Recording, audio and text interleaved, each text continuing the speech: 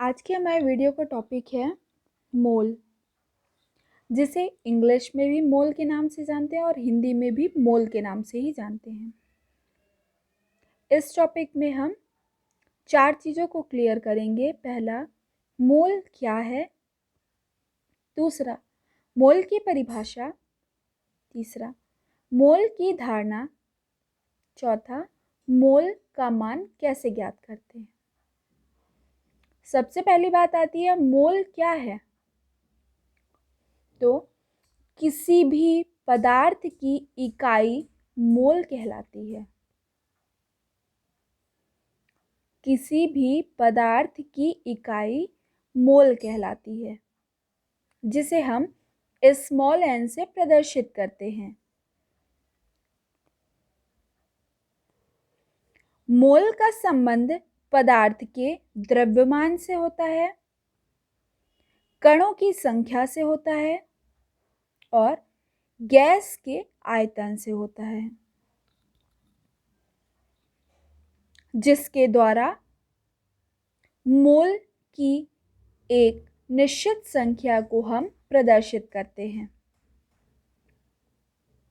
या यूं कहें, जैसे हमारे पास 1 रुपए है, तो रुपए की इकाई 1 रुपए में कितने पैसे हुए? 100 पैसे। मतलब रुपए की इकाई क्या हो गई? पैसा। उसी प्रकार से यहाँ पदार्थ की इकाई को मोल कहा गया है। आते हैं इसकी परिभाषा में। तो मोल की परिभाषा होती है किसी पदार्थ का 1 मोल उसकी वह मात्रा होती है जिसमें उतने ही कण हैं जितने परमाणु शुद्ध कार्बन 12 के 12 ग्राम में होते हैं। मतलब कार्बन 12 में उपस्थित परमाणुओं की संख्या कितनी होगी? 12। पता है ये चीज अपन को। और इन 12 परमाणुओं का जो मान निकाला गया है वो होता है 6.022 इंटू 10⁻23। कभी कभी यहाँ पर 22 की जगह 23 भी यूज किया जाता है, तो उसको आप गलत मत समझिएगा।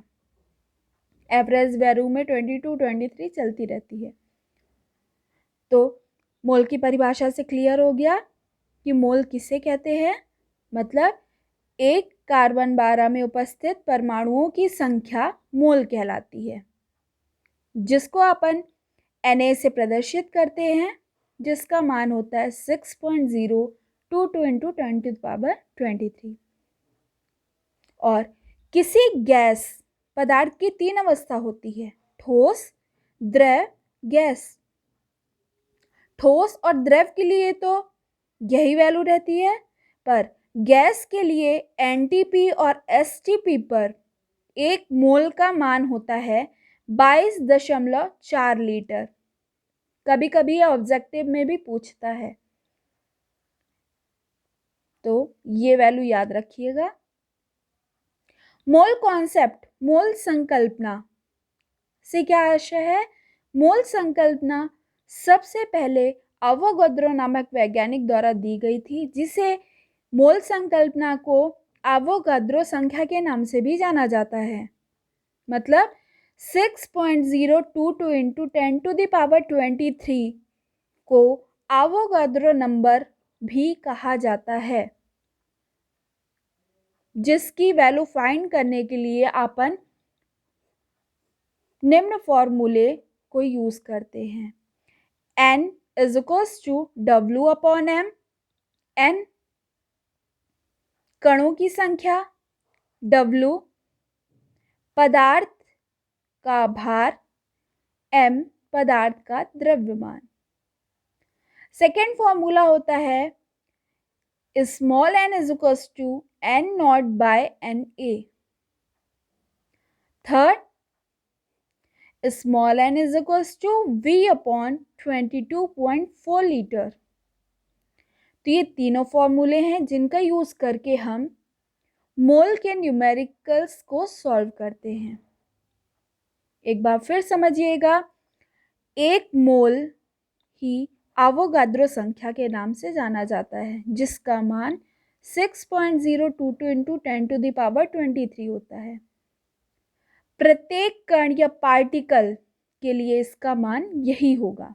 मतलब यदि 12 है किसी में, तो इसमें कितने का मल्टीप्लाई कर दें अपन, 12 का, तो हमारा रिजल्ट आ जाएगा। कण, कण से क्या संबंध है, चाहे वो परमाणु का कण होगा या अणु का कण होगा या आयन, क्योंकि तीनों का जो बेसिक स्ट्रक्चर है वो किससे मिलकर के बना होता है, स्मॉल पार्टिकल से। तो आपको मोल के बारे में समझ में आ गया होगा। मोल क्या होता है, मोल किसी पदार्थ की इकाई को मोल कहते हैं।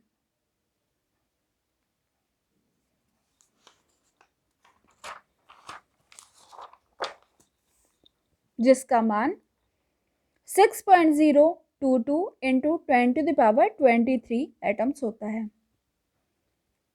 जब आप मोल पढ़ेंगे तब आपके सामने दो नाम आते हैं, एक आता है एनटीपी, दूसरा आता है एसटीपी। कई बार बच्चे ये क्वेश्चन क्रिएट करते हैं, इसका फुल फॉर्म क्या है। NTP for normal temperature pressure, STP for standard temperature pressure.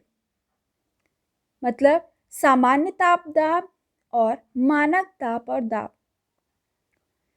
ताप आपको पता ही होगा हमेशा डिग्री सेल्सियस में शो किया जाता है, जबकि प्रेशर 1 atm से शो किया जाता है, अर्थात एक वायुमंडलीय दाब के बराबर। मोल से रिलेटेड जो न्यूमेरिकल्स सॉल्व करने होंगे उनको आपको 3 फॉर्मूले का यूज करना पड़ेगा, फर्स्ट, सेकंड, थर्ड।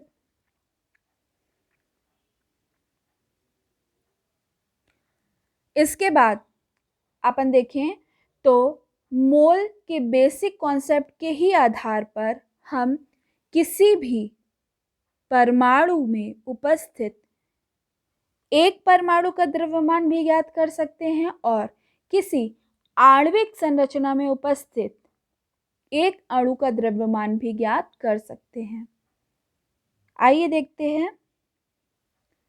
जैसे कि हम जानते हैं कि पदार्थ की मात्रा की इकाई मोल होती है, जिसे हम Na से शो करते हैं और जिसका मान होता है 6.022 इंटू 10⁻23।